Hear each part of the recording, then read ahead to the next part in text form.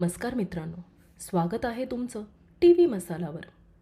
मराठी सिनेसृष्टीतील सर्वात लाडके आणि पडद्यावरचा सर्वात क्रूर खलनायक साकारणारे दिग्गज अभिनेते म्हणजेच निळू फुले. मित्रांनो, आज त्यांचा स्मृतिदिन.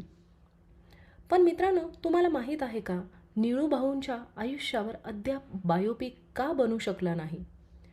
निळू भाऊंनी असं का म्हणलं होतं की मी जर खरं लिहिलं तर अर्धी फिल्म इंडस्ट्री बर्बाद होईल? आज आपण यामागचं रहस्य जाणून घेणार आहोत.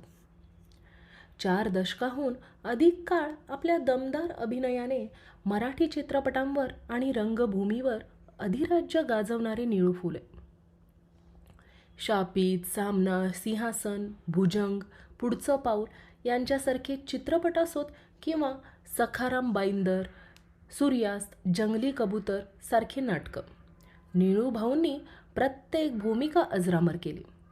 त्यांनी खलनायक इतक्या ताकदीने उभा केला होता की प्रेक्षक खऱ्या आयुष्यातही त्या भूमिकेचा तिरस्कार करू लागले होते. त्यांचा बाई वाड्यावर या हा डायलॉग तर आजही प्रत्येकाच्या तोंडात आहे. आज त्यांच्या स्मृतिदिनानिमित्त त्यांची कन्या आणि अभिनेत्री गार्गी फुले यांनी एक भावूक पोस्ट शेअर केली आहे. त्यांनी निळू भाऊंचा फोटो शेअर करत लिहिलंय, बाबा, आज 17 वर्षे झाली तुला जाऊन, मिस यू. पण मित्रांनो, याच गार्गी फुले यांनी एका मुलाखतीमध्ये निळू भाऊंबद्दल एक धक्कादायक आणि मोठा खुलासा केला होता.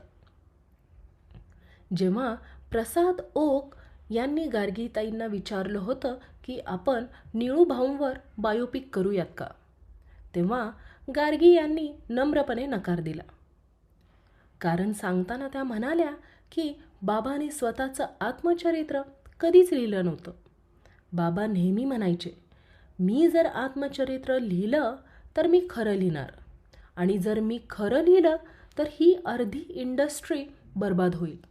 त्यामुळे बाबांना हे कधीच मान्य नव्हतं. विचार करा मित्रांनो, पडद्यामागे असे कोणते मोठे राज दडलेले असतील जे निळू भाऊंनी आपल्यासोबतच कायमचे लपवून ठेवले? 13 जुलै 2009 रोजी कर्करोगाच्या आजाराने वयाच्या 78व्या वर्षी या महान कलाकाराने अखेरचा श्वास घेतला.